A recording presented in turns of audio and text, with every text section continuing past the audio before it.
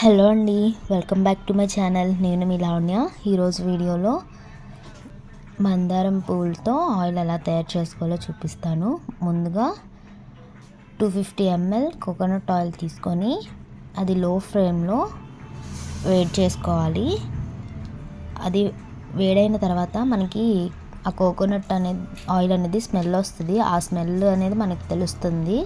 అలా స్మెల్ వస్తుంది అన్నప్పుడు మనం అందులో ఆయిల్లో ఒక 15 పువ్వుల్ని తీసుకొని మందారం పువ్వుల్ని అందులో వేసుకొని మరిగించుకోవాలి. దానికన్నా ముందు ఒక 2 టేబుల్ స్పూన్ మెంతుల్ని తర్వాత ఆ పువ్వుల్ని వేసుకోవాలి.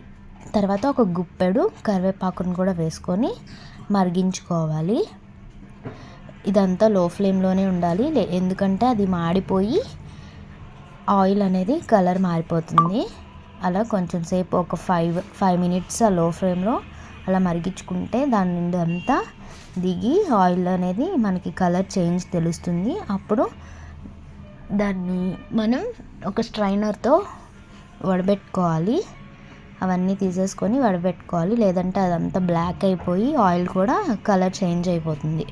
చూపిస్తున్నాను కదా, అలా రావాలి. అలా వచ్చి మరిగినాక మనం పక్కకు తీసేసుకోవాలండి. అదంతా వడపెట్టుకొని తర్వాత చల్లారుగా అయిపోయిన తర్వాత ఒక బాటిల్లోకి తీసేసుకొని ఆయిల్ని మనం ఇంక రాసుకోవచ్చు. ఇది ఇట్లా రాసుకోవడం వలన మన హెయిర్ ఫాల్ అనేది తగ్గుతుంది, డాండ్రఫ్ పోతుంది, హెయిర్ అనేది థిక్గా వస్తుంది. ఒకసారి ట్రై చేసి చూడండి. ఇది బెస్ట్ రెమెడీ హెయిర్ ఫాల్, డాండ్రఫ్కి. హెయిర్ థిన్గా ఉన్న వాళ్ళకి కూడా బాగా ఒత్తుగా పెరుగుతుంది. ట్రై చేసి చూడండి. మేమైతే ఇదే వాడుతున్నాము. అంతే అండి. Thank you for watching. మీకు నా వీడియోస్ కనుక నచ్చితే like, share and subscribe my channel.